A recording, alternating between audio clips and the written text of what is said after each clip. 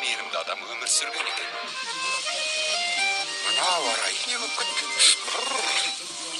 Отқа ағаш тастайын да, ұйықтайын.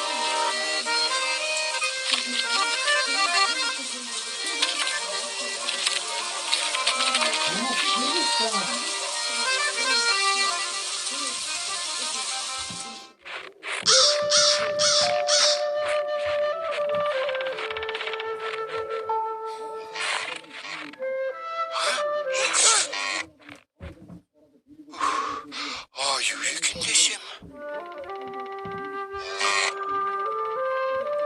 Әй, Гүзел, бұл жерде неге адасып жүрсің? Байқұс жануар-ай, жүр кеттік. Ой. Тез бас аяғында қасқырлар жақындап қалған сияқты.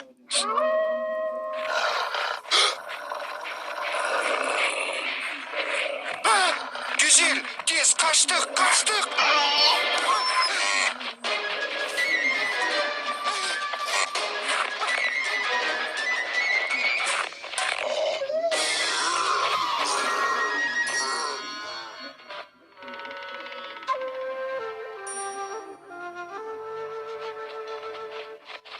Болды, енді tez-ақ жөніңе келесің.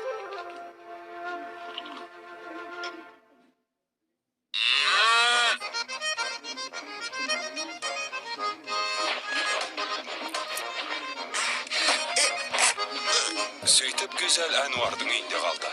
Шалға үй шаруасын тындыруға көмектесті.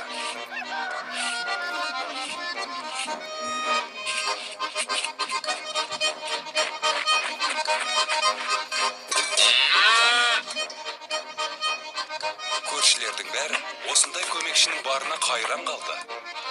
Өмірімде мұндай ақылды сиырды көрмеппін. Ал ауылдың екінші басында Мұса тұратын еді. Сен не, өзіңді менен ақылды санайсың ба?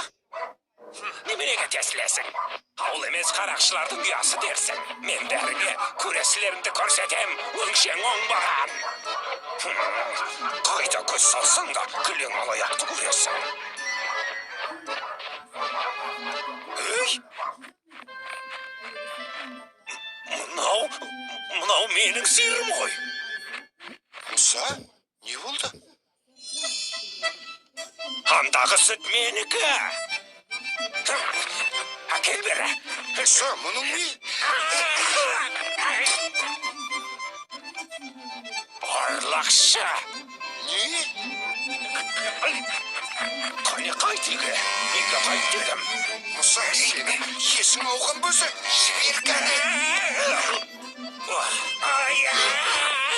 Сен менің сиырымды ұрладың.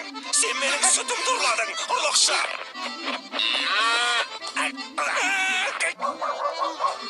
Аттан! Қараңдар, көмектесіңдер. Әнуар менің сиырымды ұрлап алыпты. Ұрлықшы, қарақшы.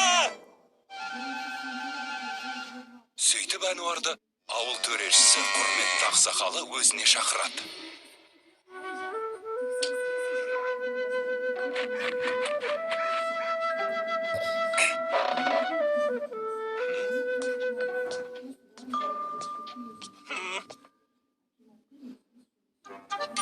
Сонымен Әнуар, сен сиырды орманнан тауып алдың деймісің? Иә. Ал сен Мұса, бұл сиыр сенікі демекшісің. Әрине менікі. Әнуар оны ұрлап алыпты. Мен оны ұрлағам жоқ. Орманнан тауып алдым. Оны ұрламақшы болған сен. Міне, қараңдар. Мынау менің таңбам. Яғни сиырды менікі деген сөз.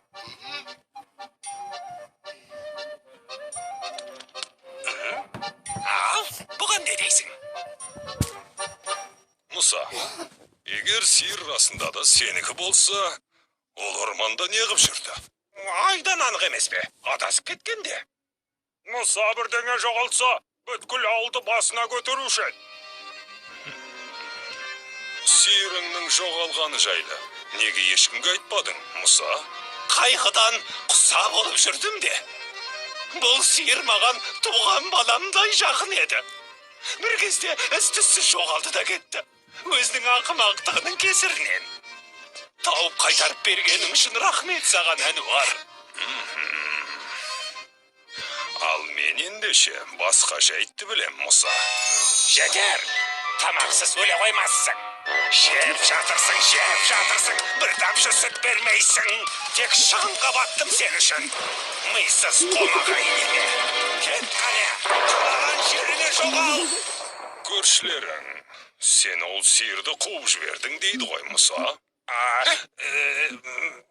Мен қуғам жоқ. Еркіндік сыйладым. Қартайған шағында қалағанынша өмір сүрсін дегендей. Қақаған қыстың ортасында орманда қатып өлсін деп пен? Ойбай. Масқара, кәрі сиырды қуып жібергенін қара. Түн ортасында еркіндік сыйладым дейді. Түн ортасында қатып өлсін деген еді. еркіндік сыйладым дейді. Яғни сиыр ешкімдікі болмағаны ғой. Әнуар оны асырап алды. Енді бұл сиыр соныкі. Әнуар оқыпты қожайын. Соған бұйырған екен. Мен жақсы қожайынмын. Еңсеміз ғой менікі. Маңайдағы ең жүйрік атта менде ғана. Бұл менің сиырым. Қаласам қуып шығам, әйтпесе шұжық жасаймын. Осылай. Аяма.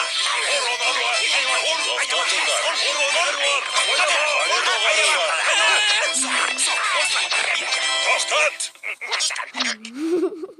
Сиыр ең жайлы қожайынға бұйырады. Ертең менің 3 сұрағыма жауап бересіңдер. Сөйтіп қайсың артық екеніңді анықтаймыз. Я, кімнің үздік екені онсыз да белгілі. Опасыздар, қарақшылар.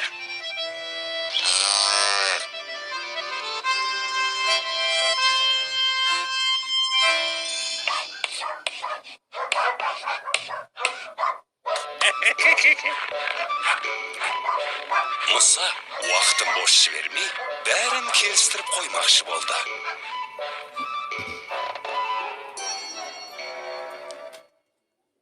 Ал егер алмай қойса ше?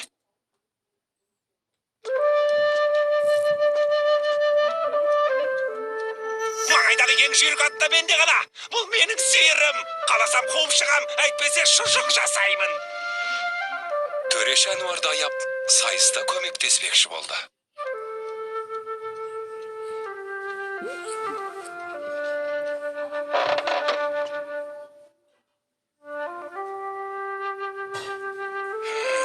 Бірақ ол өте әділ адам болатын.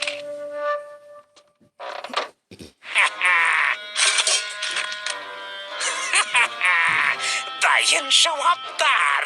Бірінші сұрақ, екінші, үшінші. Енді жеңіс менікі. Әрі тегін.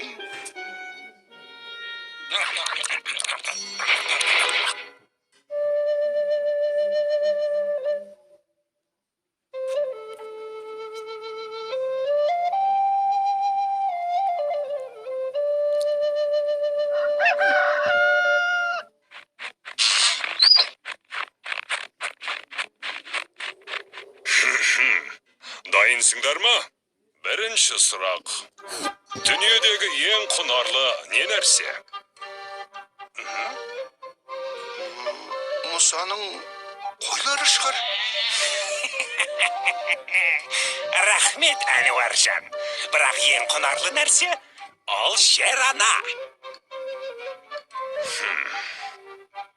Мұсаның жауабы дұрыс. Екінші сұрақ. Дүниедегі ең жүйрік нәрсені ата. Мұсаның аты ең жүйрік болар. Бәрінен жүйрік ол адамның ойы. Бірақ сенің ойың емес. Үшінші сұрақ. Дүниедегі ең әдемі нәрсені ата.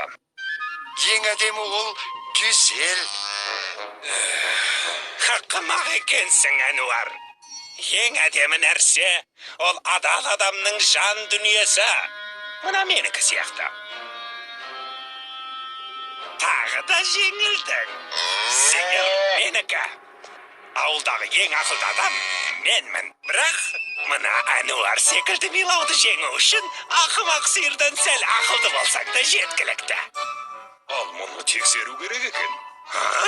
Шынымен Мұса, сен сиырдан ақылды ма екенсің? Дайындалыңдар. Әнуар, Бері кел, маған кел. Musa, ne qilib tursun? Solga burul. Musa oң жақтың қайда екенін білмей. Оңға burul. Oy, Şimay. Çelikte akil.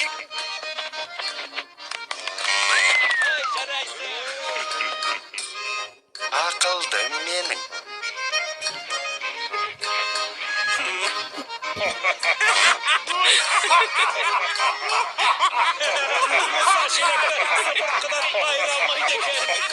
Қожайын сиырынан ақымақ болмау керек.